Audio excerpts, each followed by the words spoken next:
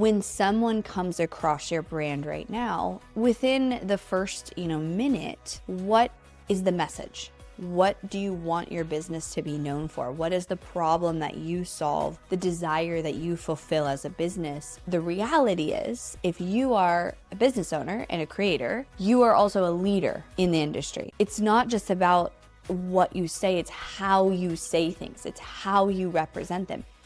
Embodied CEOs don't chase trends, they pave the way. They lead from within, moved by purpose, unshaken by noise. When you are the source, you do not need permission. Hello, everybody. Welcome back to the podcast. I am in such an incredible energy post Embodied Marketing Live. I'm also feeling better. My gosh, I was sick and I recorded podcast sick, and you maybe could have told on the last podcast, I was pausing and I gotta go blow my nose. My team had to edit it. I got better for the live event. I felt great. You could still kind of hear it. And then the day after the live event, I was feeling pretty good. And I also hadn't worked out in 3 days. So I was like, I'm gonna go for a run. And I ran 10 400s at a pretty hard pace. And it was immediately after, my eyes started watering and I started feeling sick again for a day and a half. So I think sometimes my body and my mind don't agree on how hard we can go. And I continually learn this lesson and get better at listening to the two. But I definitely have been going hard. But the event was absolutely incredible. The best one yet. I think there's a lot of factors that go into that. But the biggest one being every single event, I get better at facilitating and my team gets better at executing. Every time we learn and we get feedback on what worked and what didn't work, what we tweak and change just a little bit, and then we bring that into the next event. And it was an incredible group of people, just such incredible, supportive, open, inspiring energy, and was an amazing experience. All the workshops I taught were new content that I hadn't taught before. I refreshed everything. I basically do that every time. There's some core components that we repeat, but otherwise it's all fresh, and it's very much what the group needs. And this last group's theme was around really stepping into truth and conviction and power in their messaging. That was very much the theme of the group, of continually this is what I stand for, this is what I don't stand for, and refinding that voice and that truth that is within them. And for whatever reason, whether it's they were told not to talk about it, or they got so wrapped up in marketing should be this and this template and this and that they forgot. But that was the theme of this group, and so that's very much what we dug into a lot of the week. But it was incredible. I am riding the high. I every time I'm I could do this every month. I think that I could do it every month, fill the room, and just execute the events. But our next one is going to be July 30th. Embodiedmarketing.com/live has the tickets now on sale. From July 30th to August 1st will be the next Embodied Marketing Live, and it'll be amazing. So today what I want to teach on the podcast is a little piece of a workshop I taught at the live event. I also taught this briefly in my Obsessed membership, and both times it really hit people in a positive way. And so I'm going to bring the concept onto the podcast, but in the workshops that I taught in Obsessed and at the live event, I turned it into a workshop. So I asked really powerful questions to go with it to help people actually clarify and define these things. And so this I was calling the 3 C's, and it's all about becoming an unignorable brand. And I talked about why, of course, that's so important, right? There is so much noise out there, and we need to get people to pay attention to us as brands. Attention is currency. But I went even deeper than that of it's not just attention that we are after. We don't just want views and just want attention, because that doesn't actually create momentum and sales in the business. You need attention and you need trust. So if attention is currency, then trust is the bank account. And if you garner attention through media and content and creating, You build the trust through what the message and the identity is behind the content, the conviction and the powerful, clear messaging and brand identity that is behind the content. That's how you create the trust. And you need both attention and trust to have a successful marketing strategy to convert buyers today. And so there are 3 C's that I defined in how to create that, how to become an unignorable brand in your content and in everything you do in your marketing. And I think these are very important things to sit with. And so the way I taught this is I taught it, and then we did a workshop, and I asked really clear questions that got people thinking in ways that they hadn't before. So there is a version of that in our Obsessed membership, but I'm just going to teach them at a high level today just to get you thinking.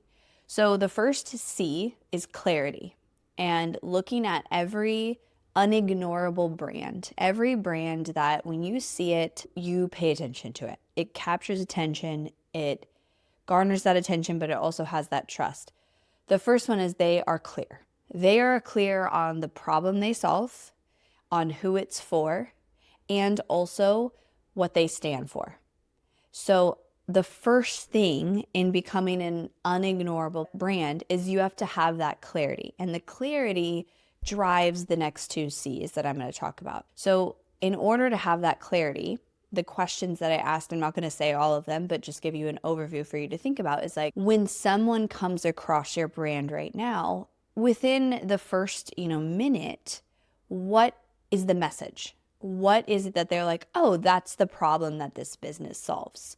Or what's your definition on what are you going to be known for? What do you want your business to be known for? What is the problem that you solve, the desire that you fulfill as a business? Who is it for? What is that problem you solve, and what do you stand for? You can't have the next 2 C's that I'm going to talk about without clarity. And I think most businesses lack this clarity because they lack depth within the clarity. They lack being able to say, yeah, I am for moms, or I'm for business owners, but then getting really specific on who that persona is, what type of a person it is, what they believe in, what they're frustrated about, what they want that they don't have. Typical, ideal customer, but really clear on like, this is the brand that we have. This is the business, this is the brand. We need to have that clarity. So that's the first C. The next C can only come when you have the clarity, but it's my favorite one because this is what makes the difference between you're a clear business that, creates content, has a marketing strategy, and executes all the things and checks all the boxes, and you're one that actually stands out. So the next one is conviction. An unignorable brand has conviction behind what they do, behind what they say. They know what they stand for. They know what they don't stand for. They know what they believe in, and they are not a neutral party on these pieces. And I want to talk about this one. So I asked some really good questions in these workshops on like, what are the truths or the processes or the methods that are outdated that you are actively working against, or you are saying don't work anymore, or whatever in your industry. So you want to pull that out. And I notice that sometimes in these moments, people get caught up in, well, what is my ideal customer going to say about this? And we do a lot in marketing around talking and using the language that your ideal customer uses, creating things for your ideal customer. And I believe all of that is valid, right? Like, we wouldn't have a business if we didn't know who our ideal customer was and knew who we're creating stuff for and why we're creating it. However, I do see people cross over this line where they get so wrapped up in that they lose their own conviction in it. And the reality is, if you are a business owner and a creator, you are also a leader in the industry. And there are some things, in most industries, there's something, like if you think about business, there's this. If you think about like health and wellness right now, there's the peptides and the GLP-1s, and there's things that people, your people, are looking to leaders to have the, I want to say knowledge, but it's not just information, like to know what to think about these. And while nobody should just outsource their thinking to someone else, regardless, what I'm trying to say is you're a leader in your industry. And so you can get lost when it comes to conviction in overthinking everything you're creating for your ideal customer, that you lose what you really think.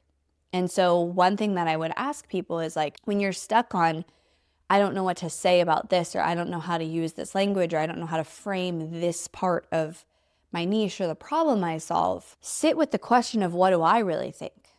What do I really think about this? I'll give you an example. I just hosted a bonus call for a group of people. And one of the questions, her audience is women with ADHD. And we were talking about going at the angle of empowerment, and like ADHD can be a superpower when you know how to leverage it and you know how to use it and like work with it in your life, instead of going at the angle of like you're a victim to having ADHD.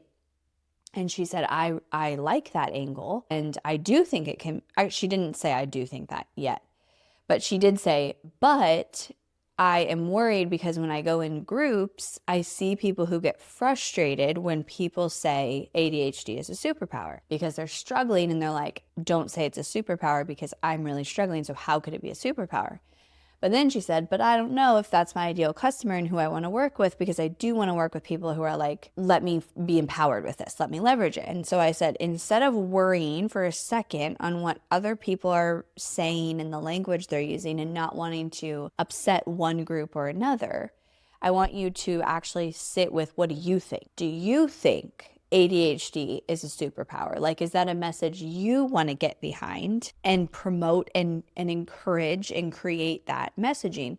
Because that is where the conviction will come from. If you don't think that, if you think, let's stop saying that, like, let's look at it this way instead, then that's the direction you need to go. So my point being, it is super important to understand the language your ideal customer uses, 100%. It's important to understand how they are relating and communicating and aligning your marketing with that. But you don't want to cross over the line where you lose your own conviction because you're worried that if you say something, it's going to upset somebody else, or it's going to exclude a group of people, because you don't know if that is truly what you believe. Like, if this person truly believes either ADHD is a superpower and you should leverage it, and like fully believes that and wants to get behind that message, or let's just say the opposite. They're like, I hate that people are saying that, and I think this is what how we should look at it differently. Either way is right, quote, like it's not right or wrong, but you're going to attract certain people with that, and you're actually going to repel the people who don't agree with that, and so therefore you have more powerful messaging. I'm not saying to force conviction, like don't go out and start saying crazy things just because you're trying, to come off convicted, but you have to get so clear in what you stand for and what you don't stand for, and where you're not neutral in your business. And when it comes to solving the problem that you solve or fulfilling the desire that you fulfill, you have to go layers deep so that you understand that conviction. Because if that can come through in your messaging, that is how you become unignorable. Think about, I had all these examples when I taught a workshop, but I could say, I help people with their marketing, or I help people create a marketing strategy. Or I could say a convicted statement around, if you don't have a marketing strategy that's infused with you and your message, it's never going to work, right? Which one is going to stand out more? It's not just about what you say, it's how you say things. It's how you represent them. You can say the exact same thing and the exact same statements and the exact same message in a business in two completely different ways. And one is polarizing and one is convicted and the other is not. And one attracts and draws people to you and the other is kind of vanilla and like just blends in. But that comes from the conviction, and the conviction has to come from you understanding what you stand for, what you don't stand for, and getting clear on that, and then putting power behind that message and courage behind that. And I think oftentimes people don't put the courage behind it because they haven't asked themselves the hard questions first. And then second, they haven't gone deep with the thinking. Like this example of this person who serves women with ADHD, I don't think she'd asked herself those questions yet. She looked at it from, I don't want to upset this group of people. And this is what I see people saying in Facebook groups, which is like a piece of it, sure.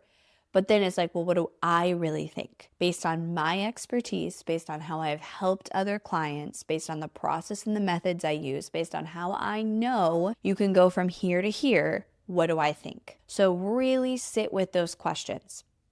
When you combine clarity on the problem you solve, the desire you fill, clarity on who the brand is for, clarity on what you stand for, the mission, the values, like that brand identity, with conviction, you start to become that very unignorable brand. And all of this is infused in everything you do. The next one and the last C is consistency. So we need clarity and we need conviction, and then we need to layer all of that with consistency, and two types of consistency. One is the obvious one of consistently showing up, consistently being top of mind. You teach the audience that you're always there. Right? The brands that create content and then go silent for a month and then create some content and then disappear, there's a natural kind of distrust for that type of a brand in a business. So consistency in how you show up, but also consistency in the actual message. If you lose yourself, which comes back to the conviction, if you lose yourself in what you stand for and you kind of waver and you go strong and then you pull back and then you're not consistent in the message, you also aren't creating that unignorable brand. So you have to be consistent in the way that you communicate the message around what you stand for and what you don't stand for, and get it to the point where when somebody thinks of your brand, they immediately are like, oh yeah, if I asked someone, tell me about that brand, they know what you stand for. They know what you don't stand for. There's a message that has to come from consistency. So the way we have to create consistency is go, number one, what is a cadence that I can commit to showing up with? Do I need to get help? What is that cadence literally in terms of content creation, how often you show up? And then how do I create consistency in my message and consistently repeat key core components to that message so you start to build that brand? And these three things will equal having a brand that stands out. And then in the event, I found people kind of asking a lot of times entrepreneurs get caught up in the best practices of how much do I post? What type of content do I create? How much do I email? Can I do this type of content or this type of content? And I found myself coming back to, if these things are in place, if this foundation is in place, if you have the clarity, you have the conviction, you have the consistency, then those other things don't matter as much. You have a lot more creative freedom with those things of what type of content you create and how much you post and how you structure a podcast. If the foundation, which this is the foundation, if that brand identity is clear and consistent, then you can have variety in the way that you express it. And I also found myself within this encouraging people to have more fun.